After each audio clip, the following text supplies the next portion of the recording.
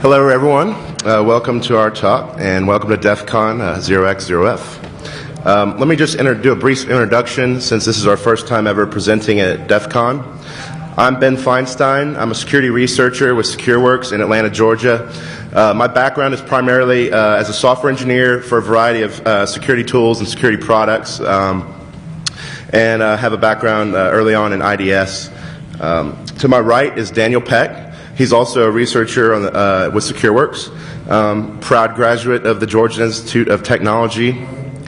He's likely our strongest reverse engineer and a jack of all trades and a lot of other tasks that we tackle on the research team in Atlanta. So our talk involves malicious JavaScript. And for some of you, you may ask the question, why should you care?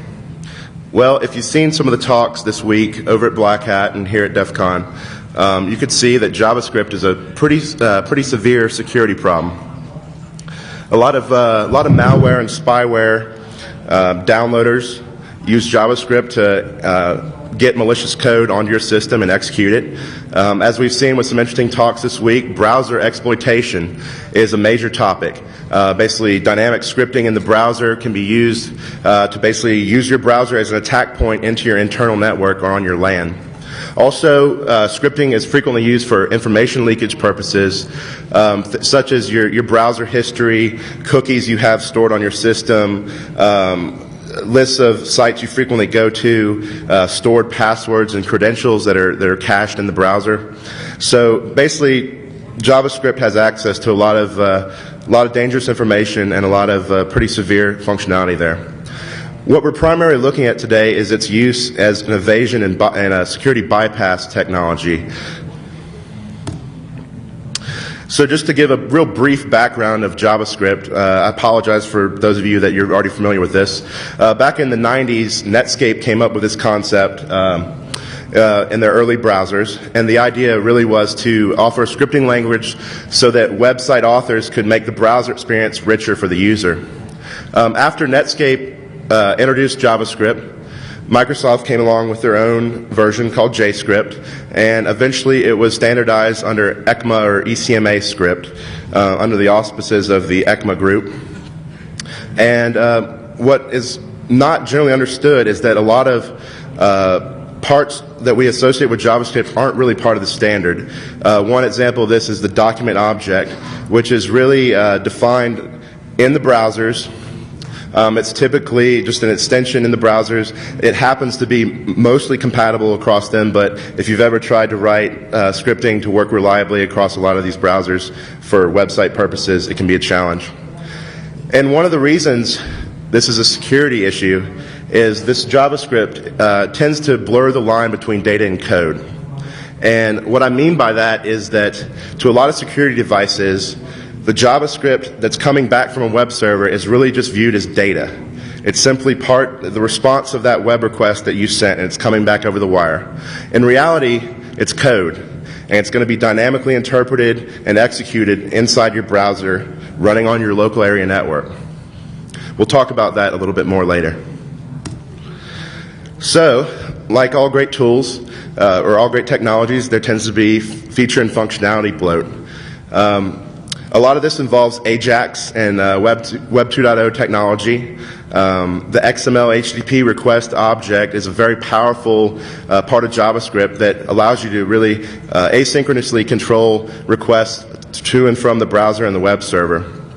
And as our experience has shown, more features always equals a larger attack surface which to exploit and greater potential for security critical bugs. So I'll hand off to Daniel. He'll talk a little bit more about the Web 2.0 effect. Web 2.0, ain't it grand? If you've tried using a browser lately with JavaScript turned off, using the NoScript plugins for Mozilla and various other things to turn off JavaScript, it's pretty unusable these days. Most of your major sites have so much JavaScript integrated into it that it's just not feasible as a security measure to turn off JavaScript. While this advice might have been good in the early 2000s, late 90s, when a lot of security problems with JavaScript were first coming to light, they're not really practical anymore for anybody but the most hardcore security people. It's not practical for grandma, mom kind of atmospheres. So there's some real problems here. JavaScript is a vice of your typical web developer and designer.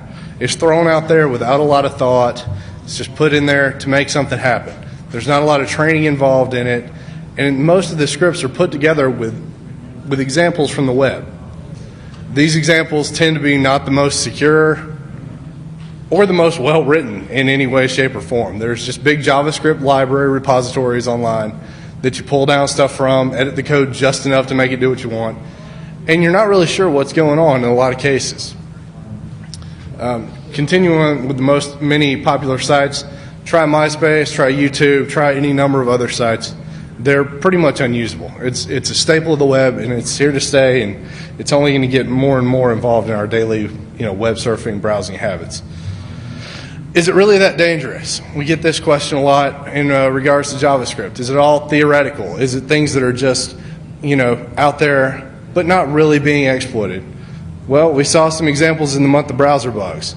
Number 25 is a good example of a vulnerability in JavaScript itself, where the vulnerability involved iterating over a native JavaScript function, using a for loop to go through it, and after a while you would get a denial of service and potentially remote code exploitation or execution.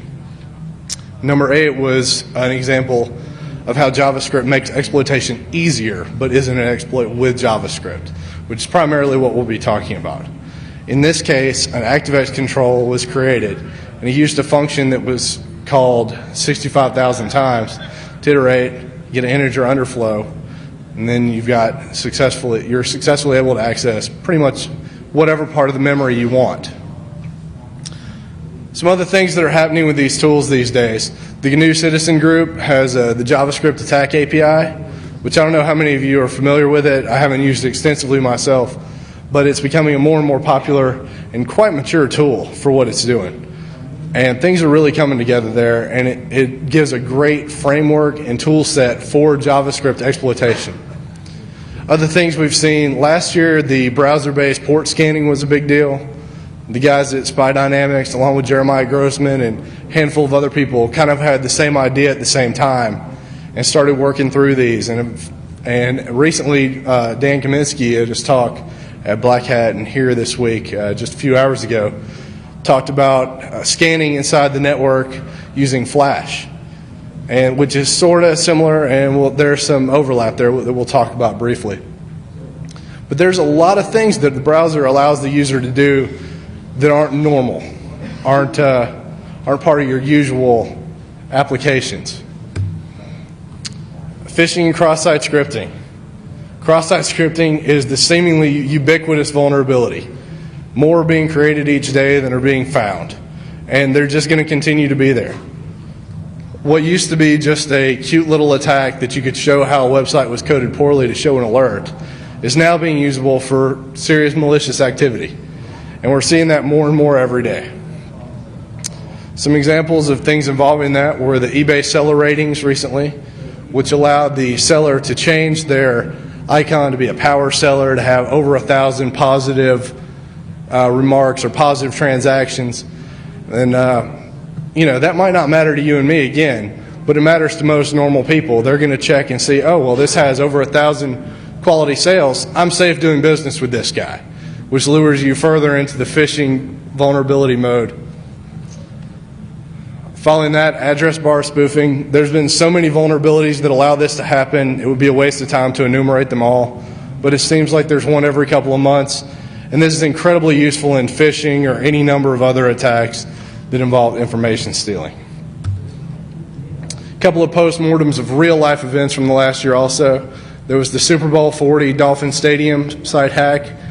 It was dealt with the web server being compromised. There was iframe injection, which tried to exploit two already patched but widely unpatched in the populace Microsoft vulnerabilities, one involving VML and the other one, I believe it was MDAC, but don't quote me on that, for the 07-004. So this brings to light the whole JavaScript issue, as Ben spoke about earlier. It really blurs the line between code and data. And we see that a lot in these QuickTime embedded movie files. they can now have JavaScript in them. Maybe not the best design decision, but it's there, and you can run arbitrary code through a movie. Years ago, would you have thought that that was possible? Probably not. They were just movie files. Shockwave Flash. Shockwave is going with the inter platform effect, where you have not only the browser running on the OS, you have Shockwave and Flash running in the browser, and you have full access to a network stack now. Again, we're starting to see things creep up, and they're probably only going to get worse. A big thing and fairly underrated this year is the Adobe PDF cross-site scripting vulnerability. This was released early in the year, I think around March. Basically, arbitrary JavaScript, alerts, cross-site scriptings, anything else, very easily. It was trivial to exploit. So now we're going to move into talking about some of the obfuscation and evasion techniques that are used by JavaScript to hide what the actual exploit is doing and really evade IDS, IPS, and all sorts of other detection mechanisms. There are a variety of evasion and obfuscation techniques that are typically used in the wild and that we see in JavaScripts. Probably the simplest to understand and the simplest to implement is white space randomization or randomized comments. The reason this is effective against certain security technologies is if you're inspecting the return content from a website or a web request on the wire, and you're using a signature-based analysis technology or detection technology, you can insert any amount of white space or random comments throughout that JavaScript, and it's going to break signature detection.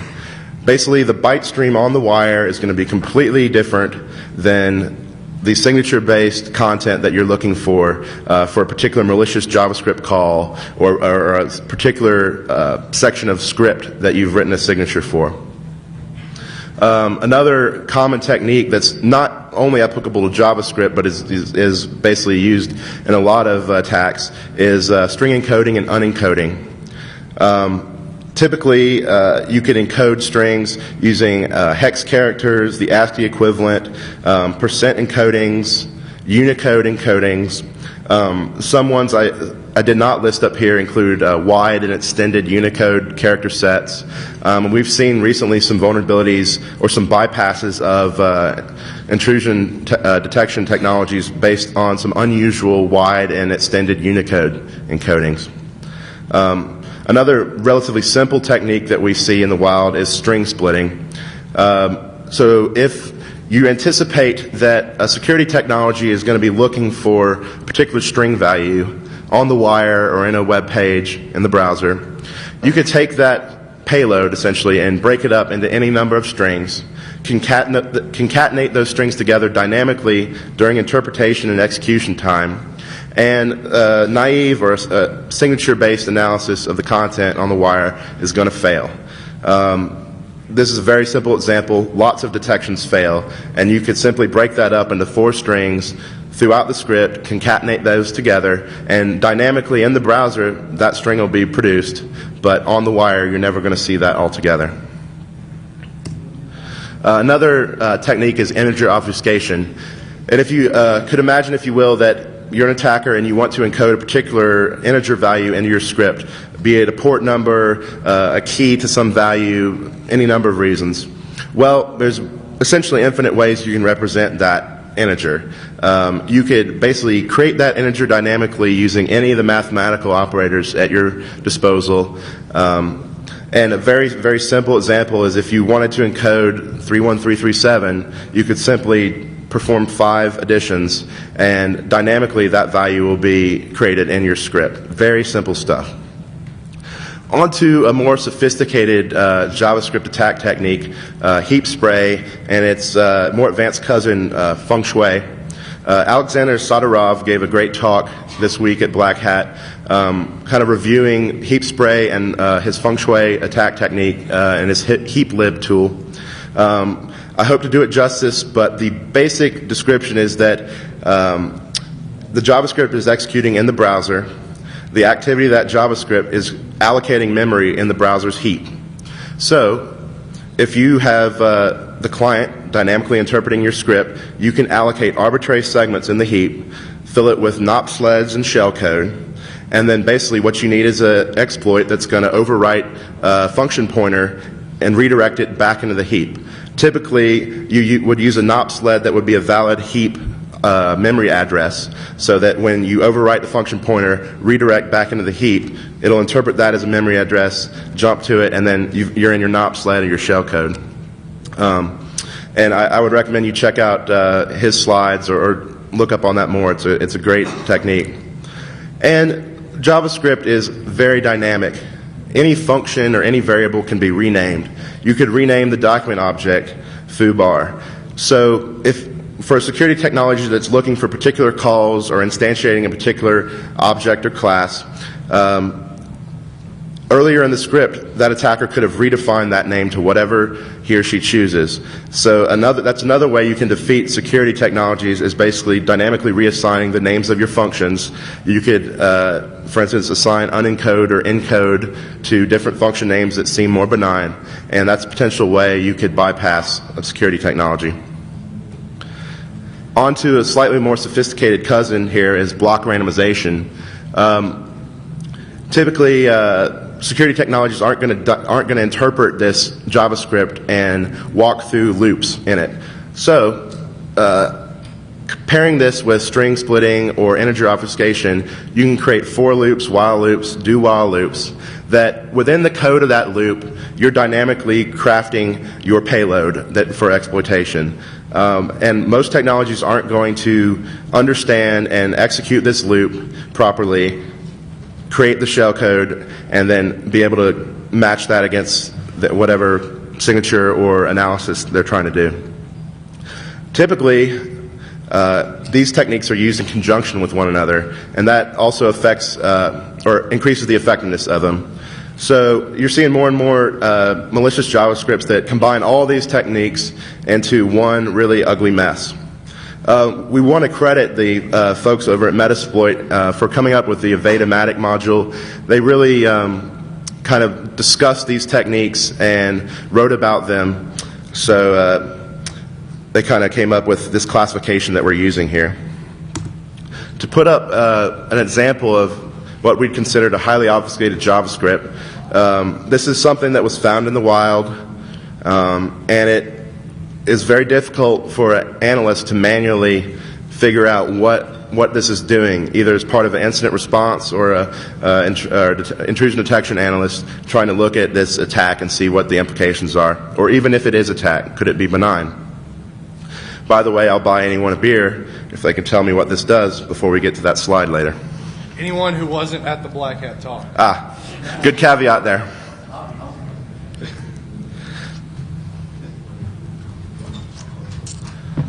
So like so many good ideas, CaffeineMonkey was born at the local bar.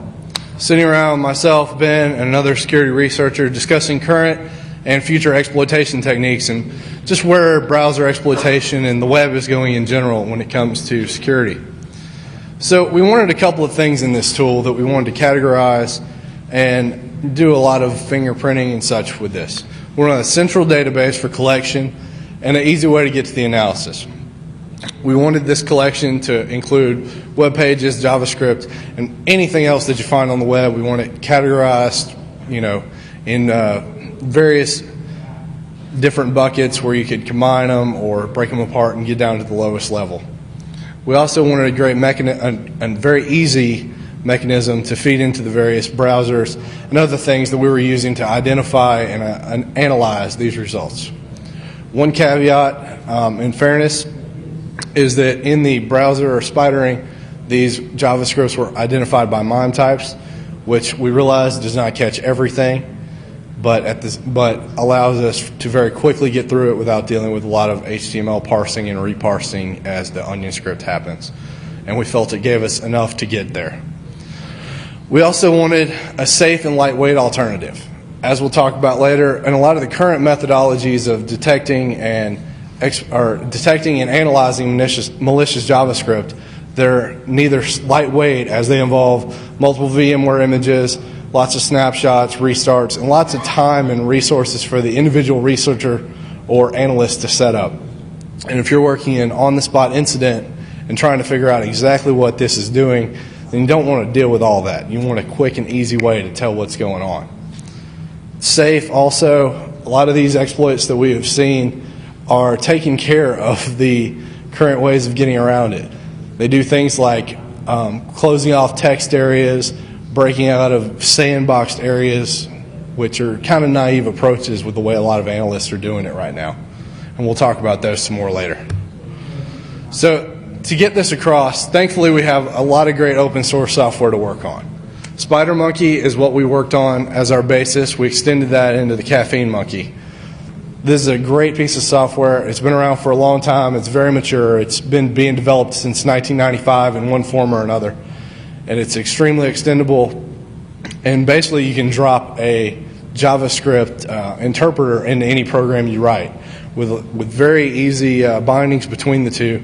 And you could control your function input and output with JavaScript.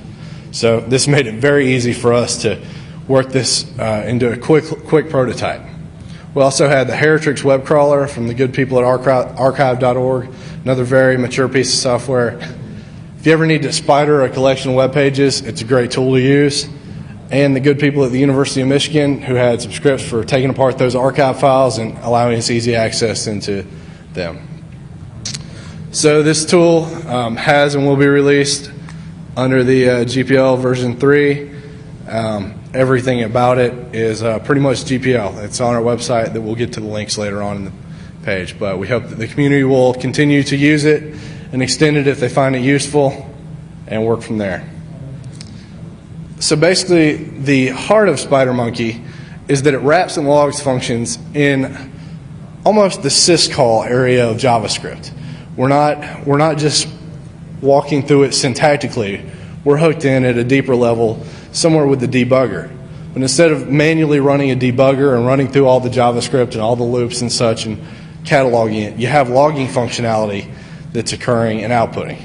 And currently it's very verbose, but that's because we wanted an easy way to get statistical analysis, and the best way to do that is to be as verbose as possible. So here's a screenshot of the Heritrix web crawler. You see a couple of the jobs being done, finished, enabled by operator. It's very easy to work through. I can't say enough about how easy it was to set up and use effectively. Some more things of it is downloading some progress bars. Nothing special, but again, very easy and very grateful to have this to build on. But moving into what you're here to see is the demo for CaffeineMonkey.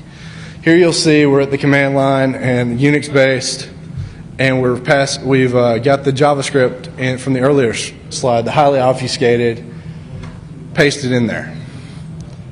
And we were going to do this live, but like all demos, those are doomed to fail. So we figured screenshots are the best bet. And if you want to play with the tool yourself later, you can download it. So here's some of the logging being printed out, and we just write these to files. You can't analyze a big file as it's scrolling across the screen because it just produces too much output. But as you see, new strings are being created here. Every time a string concatenation occurs, which is a very large occurrence in both malicious JavaScript and simply just obfuscated JavaScript, new strings are created thousands of times throughout the script. You see here documents being built up, document.write, document.write, and as you can see further, it's producing the strings that it's going to write into the HTML web page. Moving further down the line, you see a val is hooked in. You can see exactly what's being passed into a val. It's a document.write. See it continues down as it's having to make some new strings because it, again, passed in some string concatenation to a val. And finally, you see document.write being called with the script and a source to an external JavaScript. For completeness, as it turns out, this particular one was a highly nested advertisement for the Spanish-speaking adult friend finder world. And that's what you'll find is there's a lot of redirection and you just keep passing through these onions.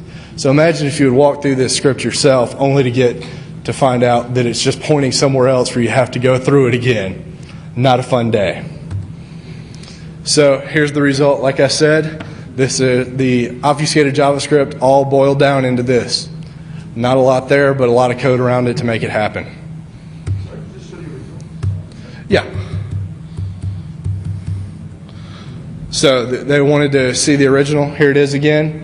You can see here how it's working is it's a lot of char ats, a lot of string from chars, and it's got a little cipher in there. I think this turned out to be your typical Caesar cipher, moving by an offset of 24 to go around. Yeah. So that's what it started at, and after the tool ran through it, this is what it ended up. And the tool is very quick. This is a matter of a second. It's 0 time at all. Moving into some of the pitfalls of current technologies of why we developed the tool. Well, there's a lot of honey clients out there. It's an area that's been very ripe for research in the past few months and years. I had the MS Strider project, which was kind of the first widespread use of a CaffeineMonkey type project of a piece of software going out, scouring the web, running against multiple versions of IE. Now, there's not a lot of info published about this, but from what I understand and from the information I've gathered is that a lot of exploits were found using these tools, and a lot of patches were made that we've seen come out. Other things that have come across are the MITRE Honey Client project, Capture, Honey C. These are all relatively similar in the way they act. They have caveats one way or the other of what they're designed to do better or worse. The problem with a lot of them, though, is that they're very heavyweight and resource intensive, like I spoke about earlier, using either VMs and multiple snapshots or heavy-duty hardware, lots of drive space, and just in general taking a long time and a lot of resources to use. There's also the other methods being used, which are very high interaction from the human perspective and are very slow to work. Imagine there are analysts, and I've seen them do it, that step through this code manually by hand, writing down the results as they go through this obfuscated JavaScript. And it'll take them hours to step through it and figure out exactly what's happening. And it's a real waste of human time. Not to mention, it's very error prone. And you mess up 1 or 2 steps in something like the example we showed, and you're not going to have a clue what happened. Because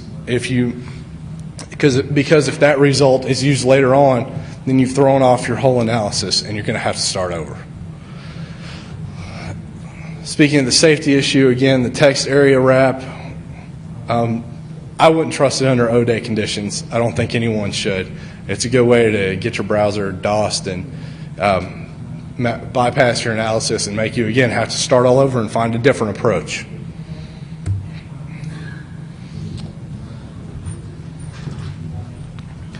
So Daniel talked about the web crawler component of the software.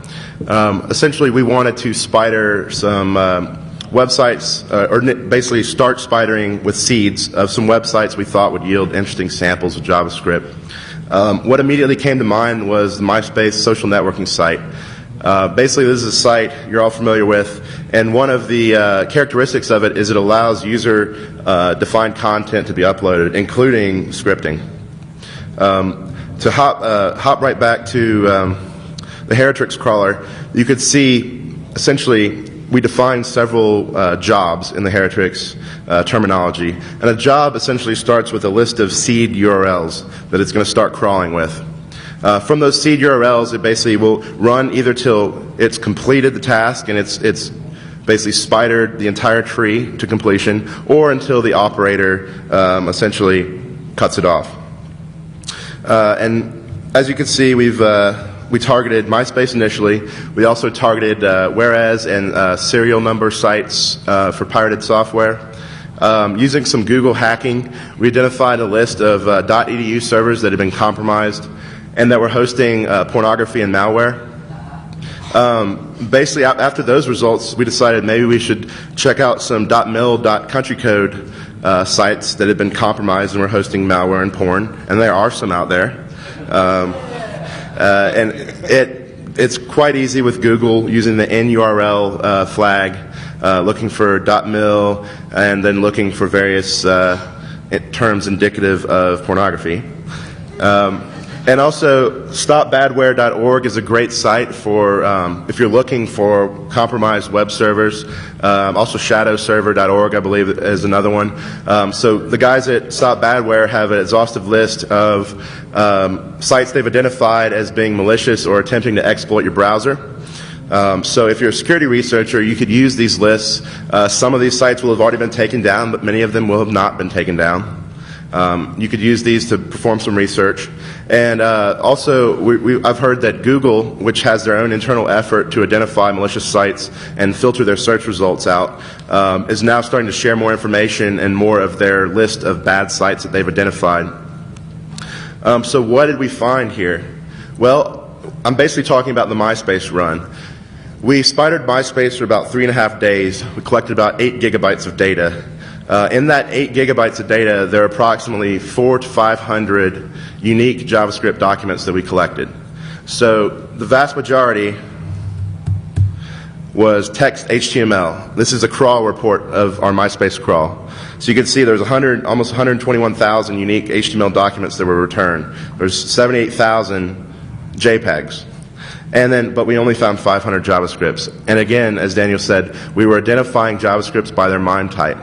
Obviously, that's an incomplete solution because you can embed scripts in various ways. You don't necessarily even need a script tag for your JavaScript to be dynamically interpreted. But that really wasn't the problem we were trying to solve, and we thought just looking at MIME type would be a good enough approximation and get us some data pretty quickly. Is that unique documents or Those are unique documents. And you see we had 4.9 gigabytes of text HTML.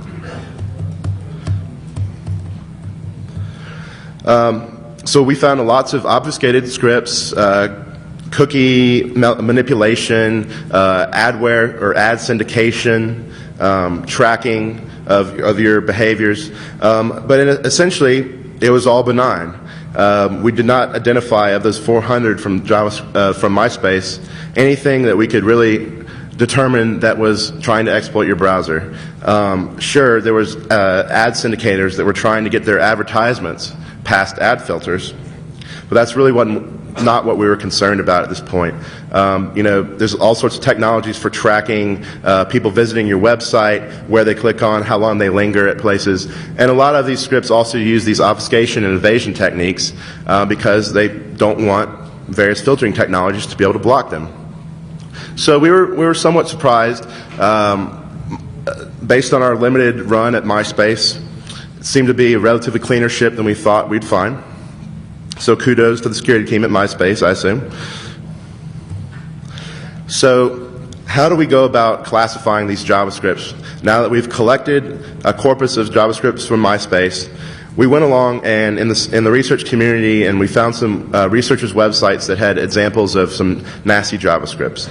So as Daniel talked about, we had hooked in the JavaScript interpreter a bunch of key functions, everything from object instantiation, string concatenation, escape and unescape, CHR functions, those kind of things. So the idea we had was basically to look at the usage of all these methods and these calls and compare running the corpus of benign JavaScript through the tool versus some samples of known malicious JavaScript. Essentially, we were profiling the script execution by instrumenting the interpreter. And like I said before, we saw some benign uses of these obfuscation and evasion techniques. So this first graph here, I apologize if you can't make out the titles, is 4 samples of malicious JavaScript, Monkey Chow 1 through 4. And basically, we broke it down into stacked bar graphs based on the frequency of calls that we had hooked in the interpreter. The very bottom of the stacked bar graph in light blue is document write. So you see, document write isn't called very frequently, once or twice or 3 times in these samples. The large stack over that is string instantiation. And string instantiation turns out to be very frequent in these malicious JavaScripts. In fact, to generate usable or graphs that really showed anything, we were having to scale the string instantiation by a factor of about 50 here. Calls to eval are indicated here, element instance calls of the document object, and also object instantiation. To compare this visually with our samples from MySpace, we broke down all the JavaScripts from MySpace by domain name. We took the top 10 by the number of unique JavaScripts that were returned. And on the far left, By far, the most JavaScripts were hosted up at the myspace.com domain. These could be people's profiles. These could be MySpace's own internal JavaScripts to manage login and cookie tracking, etc. All the way, rounding out the top 9, actually, because we had a tie, is HillaryClinton.com. And she is very popular on MySpace. Many links lead to her website. And she hosted several JavaScripts that we ran through our analysis engine. Of note also is photofile.ru. So apparently hosting photos in the Russian networks is quite popular on MySpace for whatever reason. And here you see that document write is relatively more common. Document write is being called a lot more in these scripts. String instantiations are less frequent. Calls to eval are of different magnitude. And to put these two next to each other, I think you can visually see some of the patterns we found here. The 4 stacked bar graphs on your left are known malicious JavaScripts. The rest of them are those top 9 domains by the JavaScript samples in our MySpace spider run.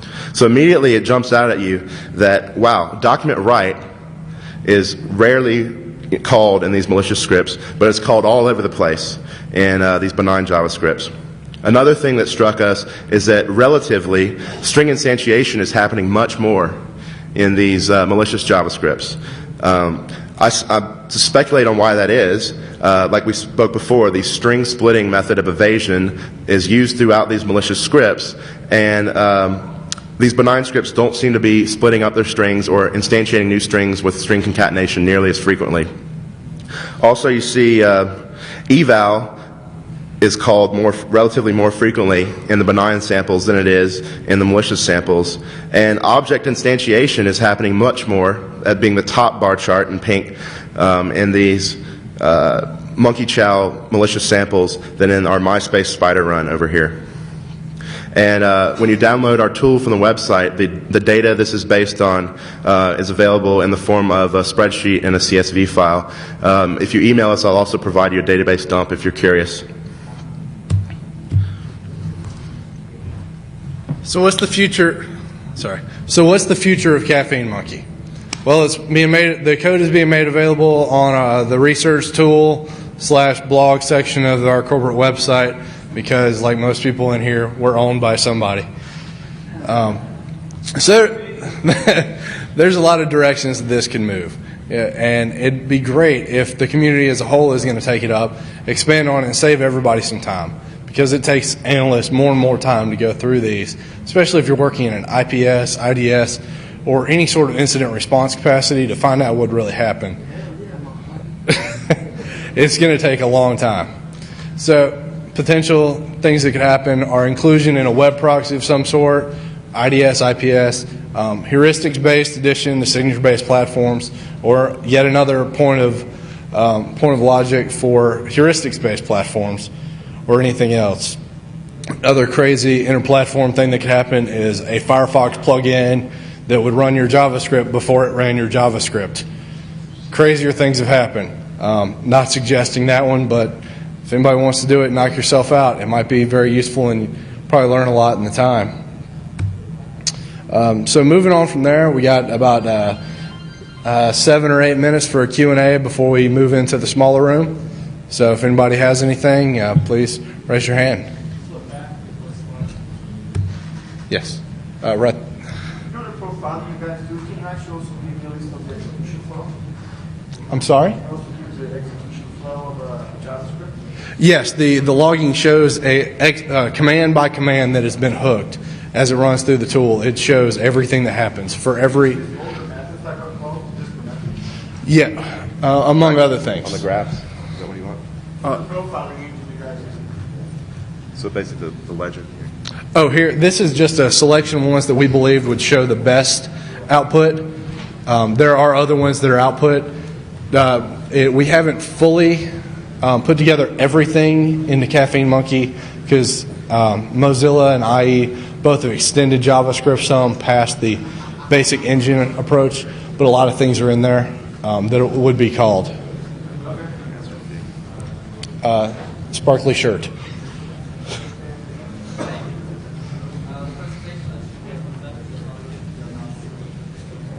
The question was the presentation on the CD?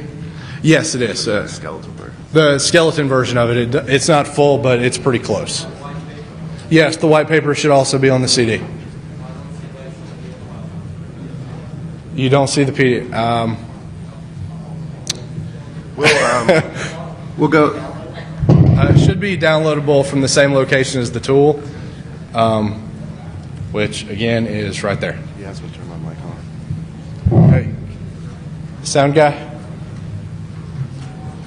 or not? About the structure like this presentation, the early one on malware, it would seem that as a preemptive way to really stop this, you have to write your own app or have a tool that takes control and gives preemptive permission for these to run before they install. Because the whole idea of having like antivirus is too late. It's already installed. If they're doing the memory jumping like we talked about earlier, they're fucking too late. You need to have this stuff under control in your app, asking permission to access. It's the only way you're going to do it. Right. So the question that was asked is about application security in this context. It seems like you're going to have an application that allows this to run, that scans it beforehand. And that's exactly a lot of the problem we're seeing is that these are just run straight out beforehand, and your AV might catch it, it might not. With AV, it all depends. Somebody takes the first hit. AV isn't based on preemptive detection except with some of their heuristics models. So Service level. Who does the service level permission? Just like you do when somebody comes on your network wirelessly in your environment. correct. Ultimately, they're just rewriting scripts on an application structure. So if you give permission, in other words, it's an SPU, I decide to let it, just like I do with like my spy and stuff like that, Windows environments. All you have to do is say, okay, you know what? This application wants it. I don't know what it is. Hell no. Right. That is correct. Some of this sandboxing technology that the gentleman up here is mentioning could be used and should be used in a lot of web browsers, and it probably will be like that in the future. Let me feel the few. Yeah.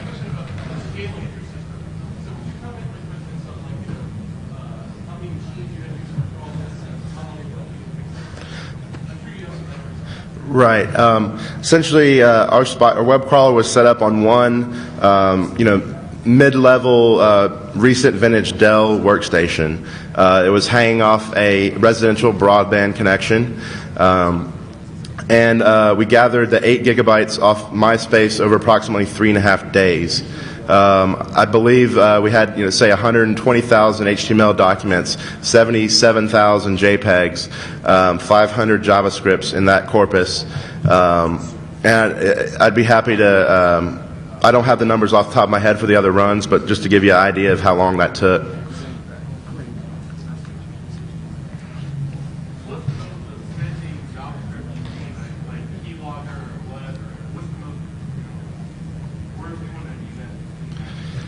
What really concerns me is the heap spray and feng shui attacks. Basically, they yield directly into remote code execution through the browser. They're hard to detect, and they're quite reliable. Is that an attack on CaffeineMonkey, or is it a heap overflow, another part of the attack to CaffeineMonkey? Based on my understanding of heap spray, and I'm not the expert on this. Essentially, it's the JavaScript, since it's running in the browser, when you're doing things, it's allocating heap space in the browser's heap. Okay, and so you could spray a particular NOP sled that is a valid heap address, followed by your shellcode, and then you need to combine it with one more, the final punch in the 1-2 setup to essentially overwrite a virtual function pointer. It's going to redirect you back into the heap. And then when you overwrite that function pointer, like I said, it's a heap address, NOP sled. That's going to jump you or trampoline you over to your shellcode.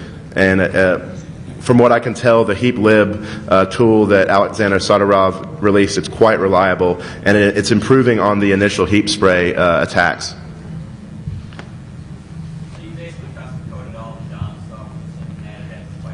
Right. The basic SpiderMonkey you're going to download doesn't have a document object. It doesn't have a navigator object or a location. So we implemented the document object, we implemented the navigator, we implemented location, the screen object, can't recall the others. So we were adding in functionality, and we were also hooking a lot of the existing calls. We hooked the internal function that does string instantiation. We hooked the escape and unescape functions. We hooked the internal function that yields object instantiation. And in that method, we didn't care about the syntax or the semantics of the script as it's presented. We're essentially hooked in the interpreter and looking, profiling the dynamic execution. A year ago, I tried to do that, but saw it was too much work. I was originally trying to use store preprocessors. We weren't the first to come up with this idea. Didier Stevens had a blog post where he was exploring this idea, there's a couple others that had mentioned it. I think we may be the first that added that much more functionality to it, and I'd be happy if you guys checked out the code. If you got improvements, we'd like to see them. So it's out there for anybody to use. If that's all the questions, we may be moving over to the Q&A track room across the hallway. Thank you.